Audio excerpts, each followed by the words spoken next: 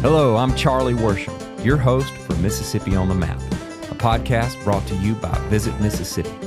This podcast explores why Mississippi is the birthplace of America's music. Governor Barbour, thank you so much for taking the time to sit with me for this interview for the Mississippi on the Map podcast. You grew up in Yazoo City, Mississippi, son of a lawyer and circuit judge. Had a brother who would go on to become the city's mayor, and a cousin who was a federal district judge. So it would seem that law, politics, and public service run in the family. Of course, you took that mantle and became a two-term governor of the state of Mississippi, and you led recovery efforts in the wake of Hurricane Katrina, and you coined the phrase upon which this podcast was founded, Mississippi, birthplace of America's music. Thank you so much for coming on the podcast. Well, Charlie, thank you for having me. I have to confess that I didn't actually coin the phrase. Leland Speed, who was a very successful businessman here, and he volunteered to become my head of economic development. Okay. And Leland came to me very early in my administration with the idea that we ought to adopt the truth. Mississippi is the birthplace of America's music. That's right. Well, you certainly are the big reason why that phrase, though you may not have coined it, it's on all those beautiful signs when you cross the state line, and always fills my heart with pride when I'm driving home and I read those words. So thank you for that. Well, we appreciate you carrying on the tradition. Yes, sir. Well, I'm very curious, what kind of music played in the house when you were growing up? My daddy died when I was 2, so my mother raised my 2 older brothers and me, and she played big band music. The Dorsey brothers, Glenn Miller, Lawrence Welk later, and but then one of my brothers, my oldest brother, went off to college. And he came back and he played country music all the time. He loved Johnny Cash and he just loved country music. But when I got to be about 15 and I had my own room, then I turned on the rock and roll. Yes. Okay. And that's what I really that's not what I grew up around, but it's what the music that I adopted was that of my teenage years and my college years, and that was rhythm and blues, rock and roll. We still had a little Johnny Cash. Of course. Well, you know, he's just across the river in Arkansas. Same river, just different bank. You can almost claim him. Well, we tried to. I got a fun story to tell that has to do with that country music trail that you helped make possible as well, that has to do with Johnny Cash in Mississippi. But we'll get there. Do you remember maybe a first time, just the earliest connection you made to the music you loved and the place where you were growing up, the place where you were from? I didn't pay a lot of attention to music until I got to be in high school and learn about girls and stuff like that. By then, we were into real rock and roll. There was some country music that was played, but when you'd go to an event or something, it was mostly rock and roll, and then finally the Beatles invasion, and right. But then we bounced back to a lot more. I guess they called it crossover music, where it was rock and roll singers singing country songs and country singers singing rock and roll songs, right. And that was part of my teenage years, and I still enjoy that. I'd have to imagine Elvis Presley was one of those rock and rollers that you enjoyed. Yeah, speaking of the birthplace of American music. That's right. My wife and I had the privilege of seeing Elvis play in Las Vegas. I knew one of the guys in the band, Duke Bardwell. Duke had played bass for the Greek Fountains, which when I was in college was a hugely popular college band from LSU. Okay. And I had no idea that Duke played with Elvis, and we're sitting in some pretty good seats. And I said, Marsh, that guy looks familiar to me, that guy playing bass. So I afterwards, being a little forward, I went back and I gave a card to a policeman and asked him to give it to Duke Bardwell. Dang if he didn't just come out. There he was. And he said Elvis had gone to his suite between, they put on more than one show. Right. And so I didn't get to meet Elvis, but I got to see him perform, and he was every bit as great as the legend. Absolutely. I bet he was. And you would have to have been able to make that connection of, here's somebody that's from where I'm from, so to speak. That's right. By the time I was old enough to appreciate, he was living in Memphis, but we all knew he was from Mississippi. That's right. And because everybody's proud of it. And, and as Marty Stewart says, Memphis is just North Mississippi in some ways. Charlie, it's funny, when I was growing up and started getting interested in politics, I learned that the biggest newspaper publication in Mississippi was the Memphis Commercial Appeal. Okay. It was bigger than any other Mississippi newspaper. You hail from Yazoo City, Mississippi, and it's home to quite a few notable characters. Michael Henderson, a jazz fusion and R&B bassist who worked with Stevie Wonder and Miles Davis, put out records of his own. Fletcher Cox, who played football for the Philadelphia Eagles. Willie Brown, football player for the Denver Broncos. All pro, all-time all-pro. Yes, sir. Stella Stevens, an actress who starred actually alongside Elvis Presley in the movie Girls, Girls, Girls. Zig Ziglar. And I remember driving to banjo lessons with my mom and listening to Zig Ziglar motivational tapes on cassette when cassettes were the coin of the realm. But my favorite, I have to say, is Willie Morris. And I want to ask you more about Willie Morris. But I was just curious, growing up in Yazoo, did you personally know any of these legendary hometown folks, or did you have a chance to watch their career unfold and draw inspiration from that in the sense of, hey, if they're from here and they made it big somehow, maybe I can too? Well, I did know Zig Ziglar until I was grown, but I had a chance to be with him a couple of times, and he was from Zieglerville, which is a crossroads in Yazoo County. And Zig is hysterical. I like him because of his politics. He came up to my office in Washington for George W. Bush's inaugural parade. Our office at the time was on Pennsylvania Avenue, so the parade went right by. So we had a nice crowd of people, and Zig was one of them. And a fellow asked Zig, if you weren't a Republican, what would you be? He said, embarrassed. Oh. And Zig was funny. I mean, he just had a way with words. Of course, we had another great talker, Jerry Clower. So I found this out at lunch because I was always under the impression he was from Liberty, Mississippi, and I guess he maybe was born there. That's right. But he lived in Yazoo. That's right. He grew up out from Liberty. Okay. He went to Mississippi State.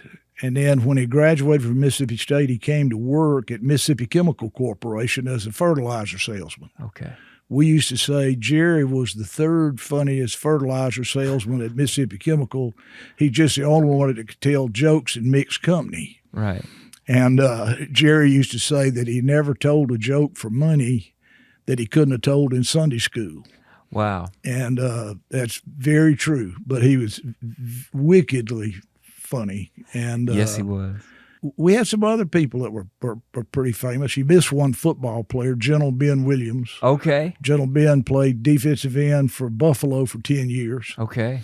Of course, Owen Cooper, who was the CEO of Mississippi Chemical, which was our flagship industry and still a very important industry in Yazoo City.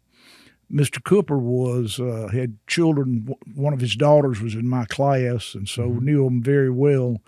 But he became head of the National Baptist Church. Okay.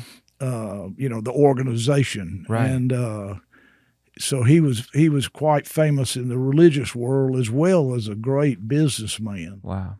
And I was thinking there was one other somebody, but Yazoo City is a nice town. When I grew up there, it was about 10,000 people, half black, half white. It was very good schools. And one of the reasons our schools were so good, Mississippi Chemical had about 80 engineers who worked at Mississippi Chemical out of 600 employees. And so many of those engineers' wives had gone to college, and they were smart, and the best job they could get was teaching school. So I was blessed with great school teachers because of the way our little town was made up. Wow. It sounds like the inverse of one of my favorite Jerry Clower jokes of talking about people that are educated beyond their intelligence. This is people who are intelligence beyond the education perhaps available to them at the time. I can't get over Jerry Clower being from Yazoo, spending that time, because he is adored in Nashville, where I hang my hat. Well, of course, member of the Grand Ole Opry. Well, he was country music comedian of the year for about 10 years in a row. He was just, and he was as nice a man as you ever met.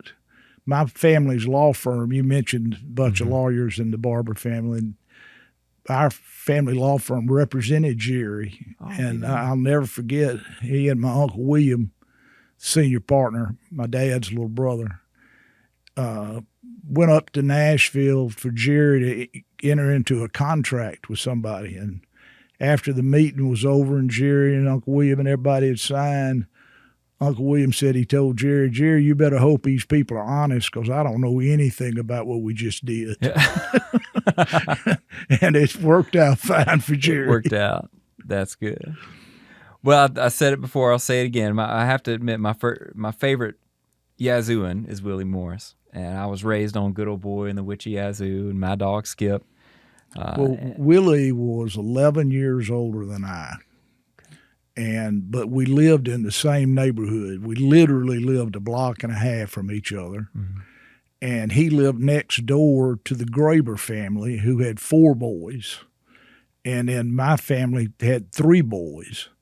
And Miss Graber sometimes on a Saturday or something would have errands to run, and she'd get Willie to come across the yard and sit on the front porch and watch us to make sure that nobody got run over by a truck on Grand Avenue, or nobody got hurt. But I knew Willie from my childhood. Wow. And then as life would have it, he came back into my life 2 different times. Once he became the artist in residence at Ole Miss when I was up there. And secondly, his mama died when I was a young lawyer, and I did the will, the estate with him. Wow. And he was just a character. I mean, I was, like I say, I was 11 years younger than him. I just happened to know that from being asked about Willie so many times. But golly, he was funny. He was just wicked. He was funny in a very different way from Jerry Clower. He was very, very sophisticated, and his life is really laid out in his books, North Toward Home. That's what I wanted to talk about and ask you about, because I read North Toward Home, which for those listening who don't know is sort of a memoir of his life, and he spent time in Austin, Texas, at the University of Texas, I believe. That's right. He spent time in Oxford, England as a Rhodes Scholar, and then he became the youngest editor-in-chief of Harper's magazine. He was a Mississippian who traveled far beyond the state's borders, as he writes in North Toward Home, and as I connected with, found a deeper meaning and appreciation for where he was from by getting out of the state and then coming back. And I was curious because, like Willie Morris, you spent much of your life representing Mississippi far and abroad. What about Mississippi and Mississippians do people tend to get wrong?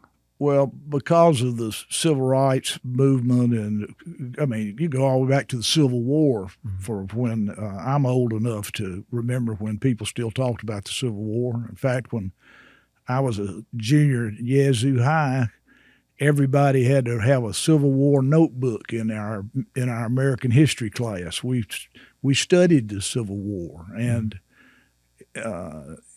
going through the civil rights movement, the fact is that there's a lot that doesn't shine brightly on Mississippi. Mm-hmm. There's no reason for segregation. It's indefensible. Mm-hmm. But it's what we grew up with, and fortunately, you as well as I, we lived long enough to see the end of it and to see how much better it was without it. And in a town like Yazoo City, which is still about, it's probably a black majority today because of people moving in from the farms over the last 50 years. It's so much better place to live when you don't have that getting in the way. Mm. And you learn that by getting away from it and coming back and seeing the improvement. Mm-hmm. Birthplace of America's music. But I will tell you, I think with Katrina, mm-hmm. that probably Mississippi's image was improved by our reaction to Katrina. And part of what they saw was that black people and white people got treated just alike. Mm. If you were white and qualified for this or that kind of federal relief, you got it. And if you were black, you qualified for it, you got it. Mm. And there wasn't any question about it. We got great reviews nationally, and it wasn't just the people at the state government. Right. My mama used to say, crisis and catastrophe do not create character, but they reveal character. And what was revealed to the people of the United States and the world was the people of Mississippi got knocked down flat, mm-hmm. got back up, hitched up their britches, and went to work and helped themselves and helped their neighbors. So it sounds to me like what you're saying, and I hearing this from my own experiences, having been fortunate to travel the world playing music, and I still tell people I'm from Mississippi. I've lived in Nashville for 19 years now, and I'm where are you from? From Mississippi. But there are some stereotypes that are certainly based on the truth about Mississippi's full story, and there are some dark chapters there. But if you ascribe those stereotypes to a Mississippian that you meet, it's probably the furthest thing from the truth. Usually, it's probably the furthest thing from the truth in terms of there being hate in their heart. I would also say that there are the stereotypes of people running around barefoot and all that, and I would humbly remind the person in that situation that William Faulkner was from Mississippi, and he knew how to string words together, and there are actually quite a few intellectuals with some big ideas to come from this state. But it does seem that Mississippi has to get across that speed bump of stereotypes still today. Well, long history, but you're right about Mr. Faulkner or Eudora Welty, mm-hmm. or Willie Morris. That's right. There's so many great writers from Mississippi, just mm-hmm. like there's so many great musicians mm-hmm. from Mississippi. And I would say courageous people who spoke truth to power. I was just at the Civil Rights Museum, and I'm going to ask you about that because I know you had a major role to play in it being in existence. But a lot of the heroes of the Civil Rights story are also from Mississippi. Oh, well, there's no question about that. But when you look at what has happened in Mississippi in the last 50 years, mm-hmm. there's no state that's made more progress mm-hmm. than we have. And the Civil Rights Museum, I'm very, very proud of it. I did propose it to the legislature, mm-hmm. and I'm proud of how they passed it. Mm-hmm. I had a legislature that was pretty conservative, mm-hmm. but they funded it. They never missed a step in funding it every year. After I was governor and when Phil Bryant was governor, still they funded it every year. 80% of the money in the Civil Rights Museum in Jackson is state taxpayer money, which I thought and still think is better for Mississippians that we paid for it. It didn't get paid for by the Rockefeller Foundation or by some group from New York or whatever. Mississippians paid for it. And Leland Speed, again, was the one who said to me, let's let this be something we pay for. Leland Speed being the person you mentioned who coined the phrase of Birthplace of America. Birthplace of America's music. That's so, right. Also played a role in that museum coming to be. He did. And someone told me today, I was fortunate to visit the museum. It's the only state-funded civil rights museum in the country, I believe. That's correct. And that's only one in the United States. And two other guys that deserve a whole lot of credit are William Winter and Reuben Anderson. Okay. Reuben Anderson was the first African-American Supreme Court justice. He went to law school at Ole Miss with one of my brothers. Okay. And that's how I got to know him. He was a circuit judge in Yazoo County. You mentioned that my grandfather had that job in the 1940s. Wow. And Reuben and William came to me. I had proposed the Civil Rights Museum in 2007. Okay. It didn't pass because there was an argument between Jackson and Tougaloo. Okay. The Jackson Downtown Association wanted it downtown. They wanted it where it turned out to be put. But Tougaloo was really the hotbed of the civil rights movement in Mississippi when it was all going on. Reuben went to school there. So that was a real serious thing. Which one was going to get it? And Reuben and William came to see me and said, don't let that be the issue.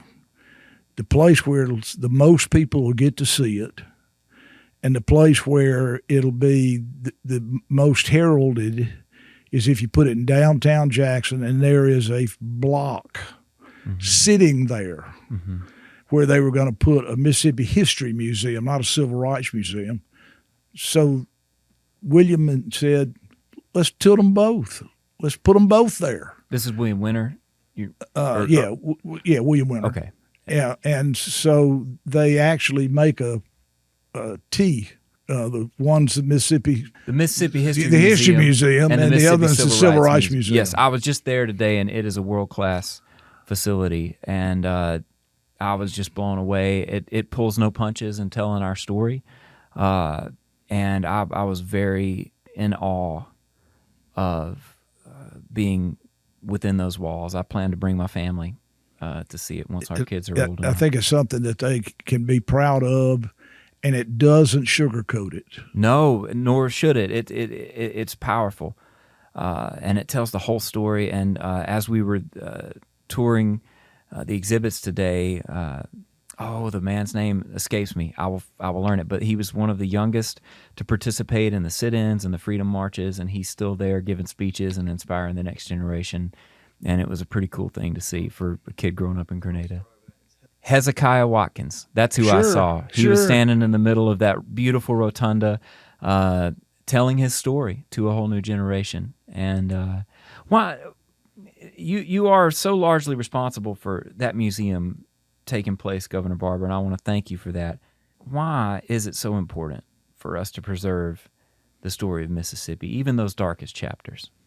Well, there was a great philosopher once who said, if you fail to learn history, you are doomed to repeat it. Yes. And that is what is very true, not only about civil rights in the United States. I mean, there are other countries in the world where they've got tremendously bad history because of X or Y, the Germans. I was just in Berlin, and they keep portions of the wall up, and they have markers telling the story of everything that led to World War II. And it is important. It mattered to me as someone visiting that city to see that history still standing and telling. And there is a reason throughout history we have tried to protect our history, and so people can learn from it and learn from the mistakes, right, as well as learn to celebrate the victories. That's right. And sometimes they're woven pretty tightly together, those moments.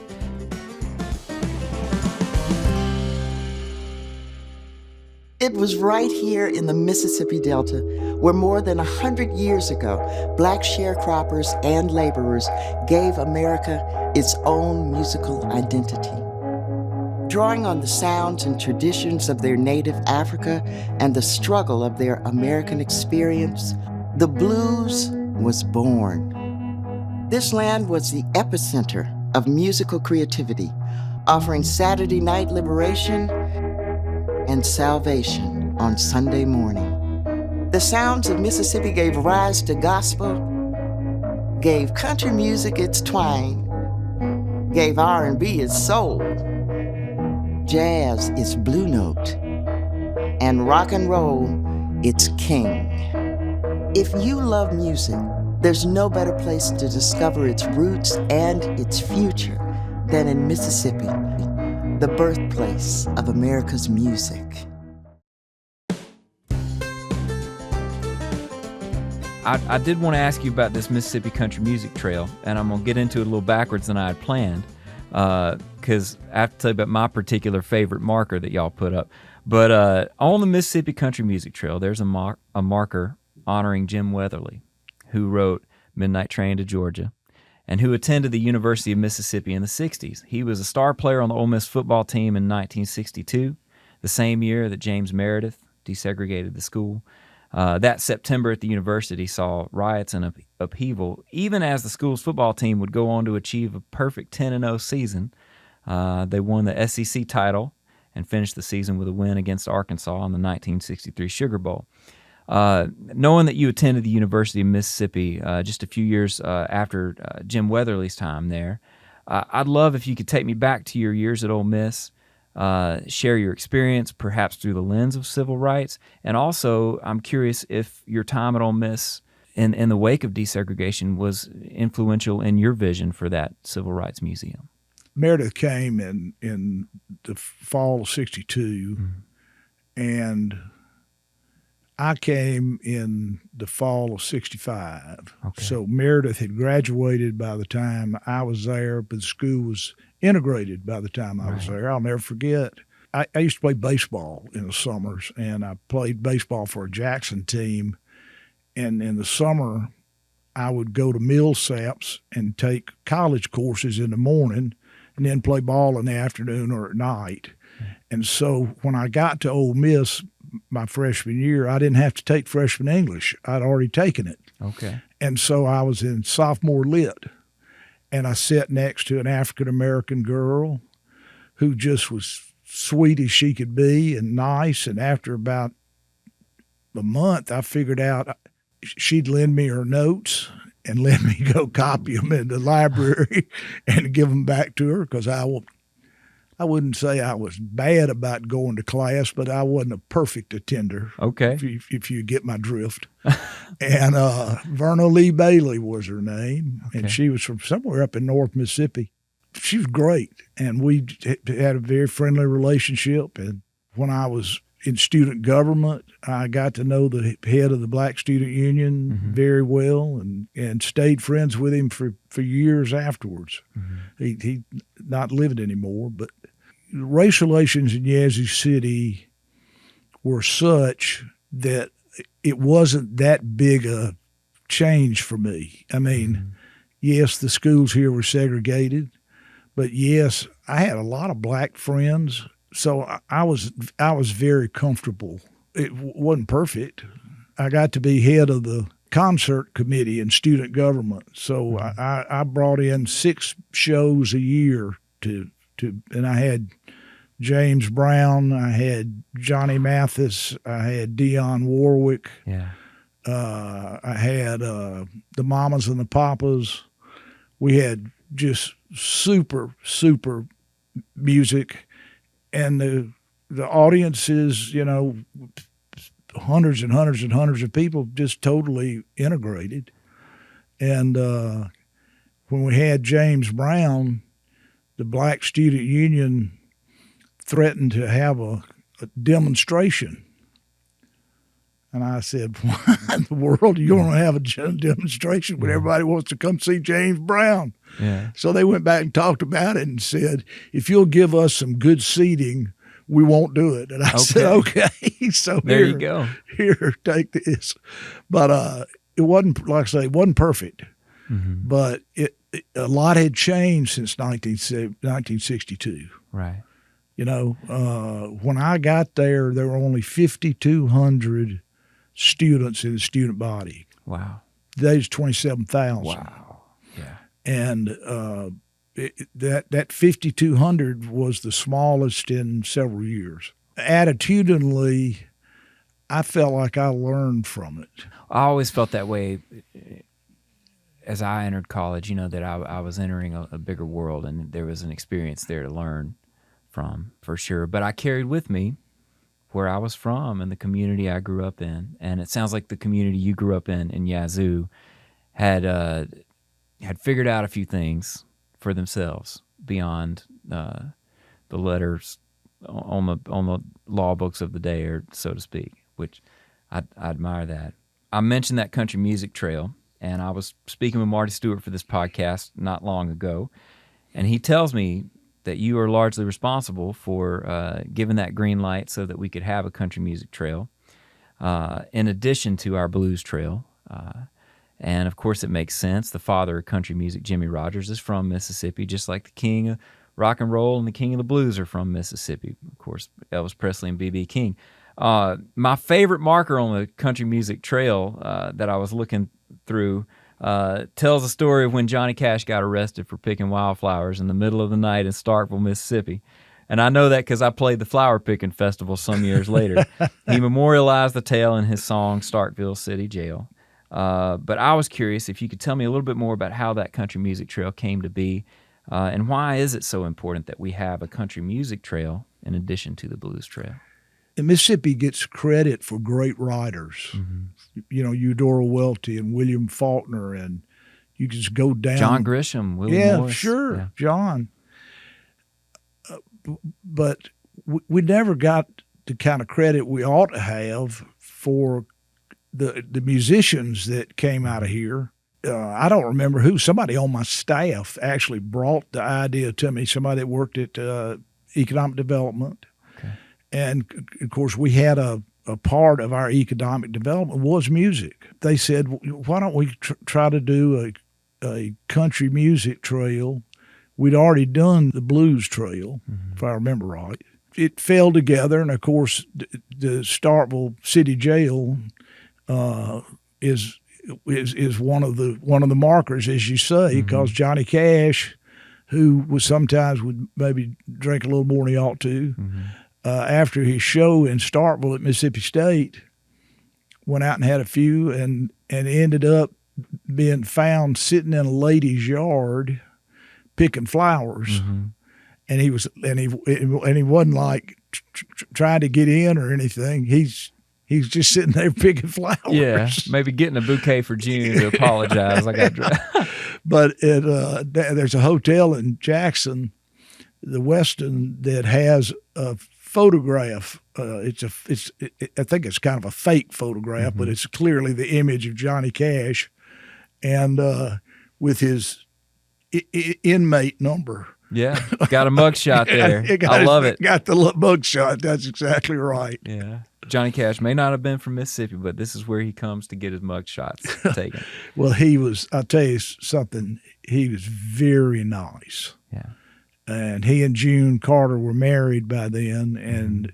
They had the Carter girls. Mm-hmm. It did the show with him right. At Ole Miss. I was going to say, to be the person booking the entertainment at a college campus, That's got to have served you in your political life, because you must have understood then, as I certainly do, few things in this world have the power to bring people together and get them to stop bickering like music can. Well, no question, it was after president of the student body, it was the most popular job in student government to have like I say, I got to have 6 concerts a year. And they were all of the quality that we were talking about. I see a lot of people today, I'm 77 years old, I've been out of college 50 years, that remember, they'll say, hey, I remember when you had Dionne Warwick and she walked around the whole floor of the Coliseum to get up close to the crowd. She was fabulous, by the way. You'll never forget an early concert memory. I remember all of mine. The Rolling Stones at the Pyramid in Memphis, the confetti at the end of the night. It's a powerful thing, music. You've led 2 very successful terms as governor of Mississippi, and a very popular leader. And I'm going to ask you about Katrina here in a second, because I remember being in college, my first year of college, when Hurricane Katrina came through, and being so proud of the efforts you led. But when you were first elected to the governor's seat in 2003, I read somewhere that the morning of your victory in the governor's race, you received a congratulatory call from Arnold Schwarzenegger, who was governor of California at the time. I'm curious if you had a chance to invite him to visit Mississippi, and whether or not he made the trip.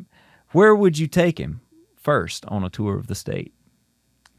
Well, Arnold was elected governor of California about 3 weeks before I was elected governor of Mississippi. Okay. Remember, he was elected in a special election because they had recalled the previous governor.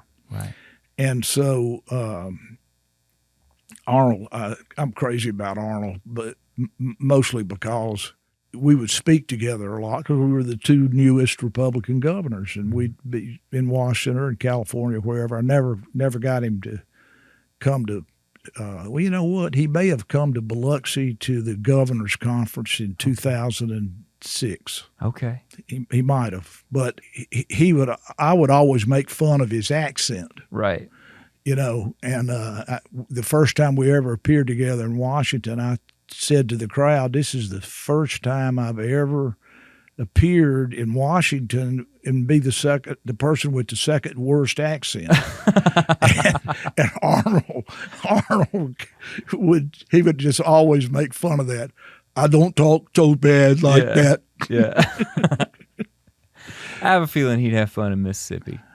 He's a very nice guy. Yeah, he's a cigar smoker. Where would you take him if you could just bring him anywhere in the state? Is there a first impression you want to give him? Well, I think there are probably 4 or 5 things. The coast. Yeah. Coast is special. And it gets credit for the gaming, but it doesn't get credit for the other great things that are down there. Absolutely. Natchez, to have a feeling of history. There's no other place on the planet like Natchez, Mississippi. It is a singular location. Yeah, and just it's a fluke because there wasn't a battle fought in Natchez. That's simple as that. The Delta, I'm a Delta boy, and I would have to take Arnold to the Delta. The cemetery in Yazoo is pretty rich with some history. Well, it is, especially from the witch's grave to Willie Morris. Yeah. So you did leave the recovery efforts in Mississippi in the wake of Hurricane Katrina, and we now have the benefit of being able to look through the lens of some number of years to see the impact of the thoughtfulness and organizational qualities that you brought to the table in the recovery efforts, not just to rebuild, but to rebuild with dignity and with a mind for the future. You helped open up some ways for the region to develop as they recovered in a way that would make them better off than they were before the storm in the long run. I'm curious to hear about the Mississippians that you worked with, the Mississippians you met on the ground as the state began that process of recovery, and what personal stories stick with you to this day. Well, first of all, let me say I appreciate your generosity about what I did. but there are so many people that deserve credit. Jim Barksdale and the Governor's Commission on Rebuilding and Renewal, they did a fantastic job, and I let them make the report and bring it to me, and didn't try to tell them what to do. The leadership on the ground, from mayors to police chiefs. Charlie, the storm came in Monday morning, and they wouldn't let us fly, obviously, because we've got all these huge winds. And so I didn't get to go down there till Tuesday morning.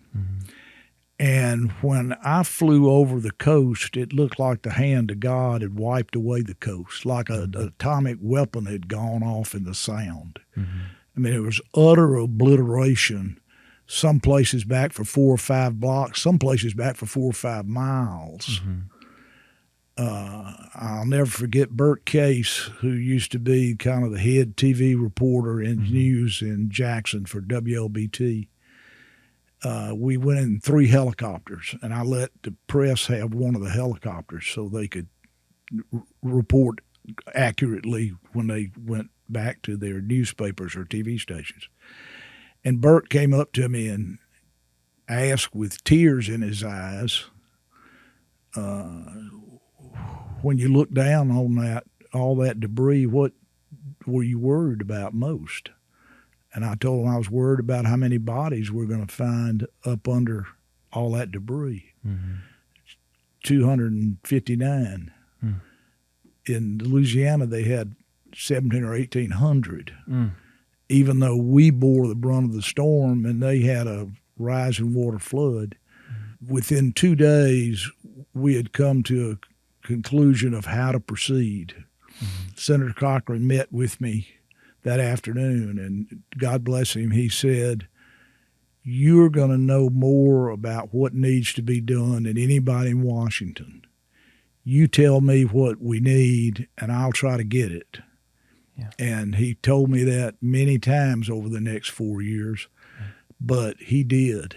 And President Bush, every time there was a decision to be made, President Bush bent over for us and for Louisiana, because he knew the people in the country were looking at the worst natural disaster in American history, which it literally was. And they wanted to help. The country wanted to help. We had 980,000 volunteers came to Mississippi in the next 5 years and worked as volunteers. I mean, the outpouring of generosity, the people who cared. I don't know if you remember Barney Frank, but he was a very, very liberal congressman from Massachusetts, and I'd been to see the president, and I was coming back through the Capitol to meet with the Speaker of the House, and I heard this voice, "Hey, Haley." And I looked over, and there's Barney Frank. And I'd never met him but once. He and I had been on a TV show of knocking heads. And he said, "I heard Mississippi's got a plan for what y'all need." And I said, "Yes, sir, we do. I just shared it with the president. I'm here to give it to the Speaker." He said, "If you'll give," this is a very, very liberal Democrat. He said, "If you'll give me a copy of your plan, I will send one to every Democrat member of the House and say, this is Mississippi's plan. I'm going to vote for it, and I hope you will too." Man. Unseen. He had no idea. But he knew that the people of Massachusetts wanted to help the people of Mississippi. And that it was part of his job to help us get what we needed, and we did. They changed the law in certain instances, but I actually believe Katrina did more to improve Mississippi's image in the rest of the country than anything that's happened in my lifetime, because people looked at our people. I can remember speaking to a group of CEOs, and half of them said, "You got to be proud of your people. God, you got to be proud of your people." And how could you not be? Yep. I was getting ready to ask you, when have you been most proud to be a Mississippian? But now I'm thinking you may have just answered that question for me. I think I did. Mac McAnally would say it's the stories. Ketch Secor calls it the rub between injustice and the healing power of song. Chris Stapleton says it's the blues. What exactly is it that you believe makes Mississippi the birthplace of America's music? The facts. I mean, you've already stated accurately the birthplace of country music in Meridian, the birthplace of rock and roll in Tupelo, the birthplace of rhythm and blues in Indianola. You look at the Marty Stewarts of the world, Charlie Pride. More Mississippians have been nominated or have won Grammys than any other state based on population. That's right. Rest your case. Yeah, that's right. That's right. Yes, sir. We rest. The defense rests. Yes, sir. Well, if you'll bear with me for just a couple more questions, I'd love to just ask you a couple more. In addition to your governorship, you spent decades working as a political aide, a campaign strategist, a lobbyist, and a chair of the RNC. And if I know anything about politics, to borrow a line from President Clinton, people vote with their hearts, not their minds. By that, I mean a good politician needs to be able to tell relatable stories, to be able to persuade people to act. Mississippians, as you undoubtedly know, are natural-born storytellers. So my question being, how do you see your Mississippi upbringing having served you in politics all these years? Well, you're right. Mississippians can tell stories and enjoy telling stories, and people enjoy hearing the stories. And I was brought up that way. Like I think I said earlier, my daddy died when I was 2 years old. I was raised by my mother along with my two brothers. But I was raised in the southern environment of chatter, of enjoying each other's company. Like I said about Jerry Clower, he's the only fertilizer salesman in Mississippi Chemical could tell jokes in mixed company. Right. So we have a little bit of that in our background too, as well. This is something that has passed down for generations, and I hope we'll continue to pass it down for generations. I want to ask you about your Mississippi Mount Rushmore and where you see Mississippi and Mississippi music going in the next century. But if we got time to share a quick story and get your take on it. My friend Jim Free, who's a longtime advocate for country music, met him through the board, the CMA board. He tells a great story about Charlie Daniels in the early 80s. Charlie Daniels famously campaigned for Democratic candidates throughout the 70s, including President Carter. But sometime during the first Reagan administration, and I'm not sure, I know you spent time in the Reagan administration. I believe it was the second term. Right. Okay, well, in the first administration, a performer had to cancel their appearance last minute for a big event on the White House lawn, and Jim Free, in charge of booking talent for the event, called Charlie Daniels to ask if he could step in. Of course, his initial response was, "I thought we were for the other guy," but he agreed to perform. Now, a few days later, Charlie Daniels' band performs at the White House. Shortly after his set, he's brought to the Oval Office for a private audience with President Reagan.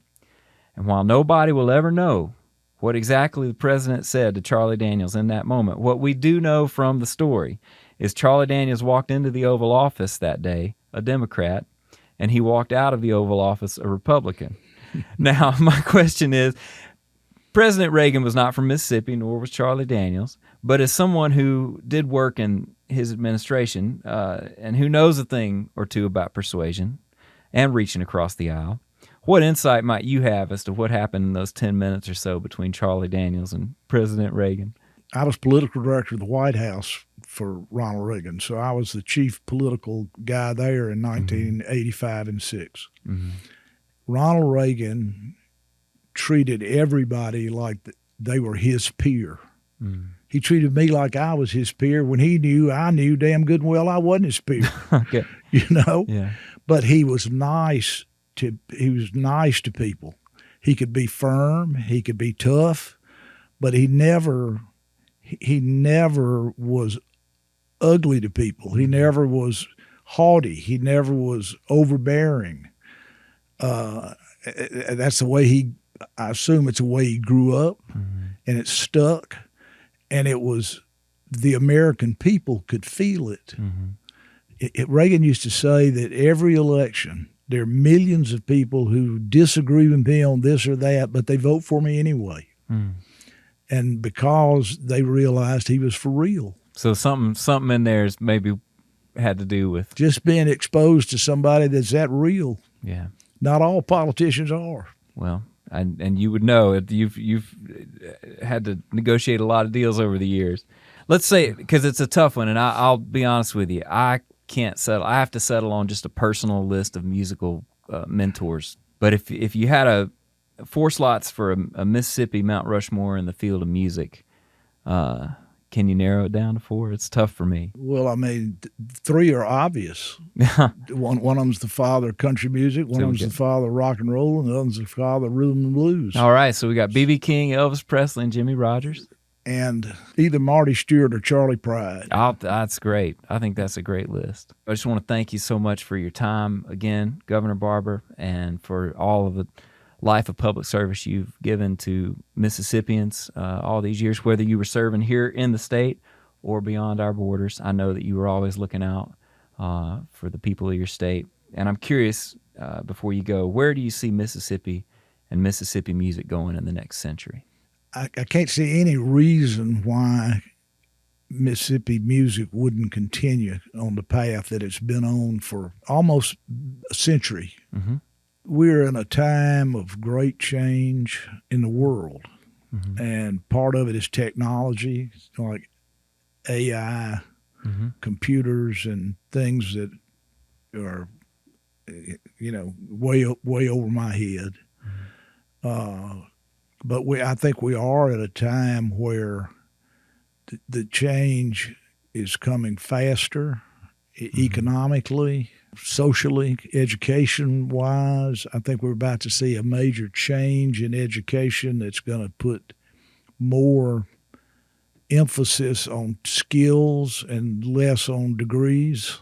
It's because the world is changing. I saw some of it when I was governor, that a lot of people thought we were losing furniture jobs because of foreign imports. We were really losing furniture jobs because of technological change, that we could sell the same number of pieces of furniture in a year with 60% as many workers because the technology allowed it. Right.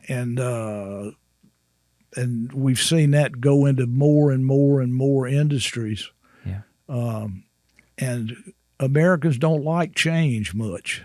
However, Americans are better able to cope with change than any other people in the world. We just got to remember that. There you go. That's the truth. And I'd say you're spot on about what you're saying about college, because some people's college is to hop on Lester Flatt's tour bus at 12, 13 years old and play mandolin for them.